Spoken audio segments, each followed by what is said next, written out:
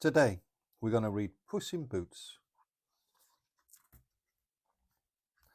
Chapter 1. The Clever Cat. Once there was a poor miller who had 3 sons. When he died, he left them all he had in the world: his mill, his donkey, and his orange tabby cat. Before anyone could blink, the eldest son took the mill. Then the middle brother grabbed the donkey. Tom, the youngest, was left with the cat. This isn't fair. He wasn't impressed. You two can work together and earn a living, Tom grumbled. What can I do with Puss? Maybe I'll have to eat him. Help, I need a plan fast. Later, when they were alone, Puss jumped onto Tom's lap. Don't look so gloomy, master. Things are not as bad as they seem, he said with a purr. Find me a bag and a pair of boots and you'll see. Tom was astonished. Puss could talk. I have one amazing cat.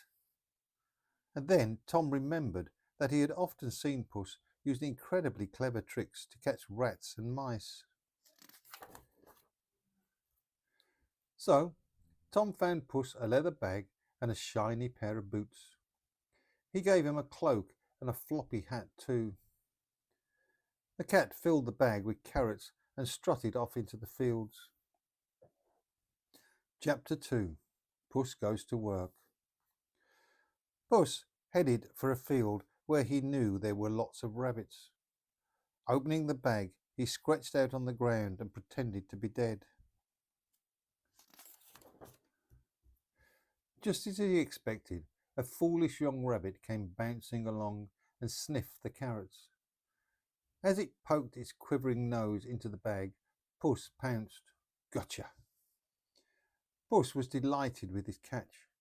He marched straight to the palace and asked to see the king.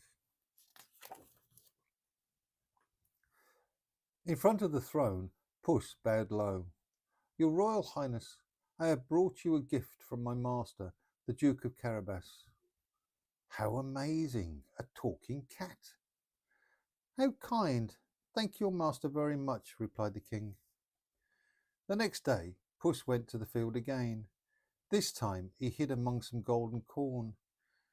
He held his bag wide open, and 2 partridges flew straight in.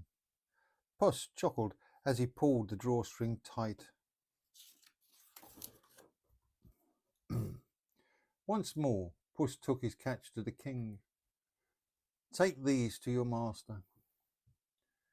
Puss became a regular visitor to the palace. Soon the king began to wonder who this generous duke was. Chapter 3. Princess Arabella. One day, Puss and Tom were walking by the river. Puss knew the king would be driving by with his beautiful daughter, Princess Arabella, and he had a plan. When Puss spotted the royal coach in the distance, he turned to Tom. Quick, take off your clothes and jump in the river, he told him. It's freezing. Tom was puzzled, but he trusted Puss, so he jumped in. A minute later, Tom was even more puzzled. First, Puss hid all his clothes under a large stone. Then he started to scream, Help, help, please rescue my master, the Duke of Carabas. As the royal coach came by, the king recognized Puss. Guards, pull the Duke out of the water at once, he ordered.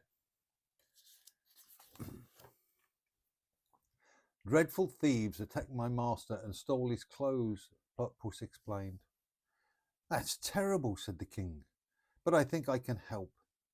He snapped his fingers and the servants ran up. Go to the palace and fetch some clothes for the Duke. All this time, Princess Arabella had been watching from the coach. When she saw Tom in his fine new clothes, she jumped from her seat. He was so handsome. Duke of Carabas, this is my daughter, Princess Arabella. Does he mean me? Tom bent and kissed the Princess Arabella on the hand. "Oh," she gasped and smiled. The king insisted that Puss and the Duke join them on their drive. "You go, master," said Puss, pushing Tom forward. "I have some errands to run." Chapter 4. 40 Fields. As the coach rumbled along, Puss raced ahead. He still had a lot to do. Before long, he came to some men mowing a field. Puss clapped his paws. "Listen to me," he shouted. "When the king drives by, tell him this field belongs to the Duke of Carabas, or my master will chop you into mincemeat." A talking cat? His master must be a magician. The men didn't dare refuse. Sure enough, when the king arrived, he asked them who owned the field. "The Duke of Carabas, your highness." The men had been so frightened by Puss's threats, they all spoke together. Tom was astonished to hear them tell the king this was his land, but he decided to play along. "This field always produces a good harvest." Puss ran ahead. In the next field he passed, some men were reaping grain. "Tell the king this field belongs to the Duke of Carabas," he snarled, "or my master will grind you into mincemeat." Horrified, the men agreed. When the royal coach arrived at the next field, the king got out. This field was twice as big as the one before. "Who owns this field?" he asked some workers. "The Duke of Carabas, your highness," they replied. Puss made the same threat to everyone he met. The king was astonished at how much land the Duke owned. Chapter 5. Castle Olga. Finally, Puss reached a magnificent castle. It was owned by a fierce ogre, but that didn't stop Puss. This ogre happened to be one of the richest ogres in the country. All the land they had passed on the way was actually his. The ogre greeted Puss, licking his lips, and invited the cat inside. Puss smiled. He was about to try his biggest trick. "I've heard," he said, that you can change yourself into a creature you want. Could you really turn yourself into an elephant or a lion? See for yourself." It was true. In seconds, the ogre turned into a huge lion.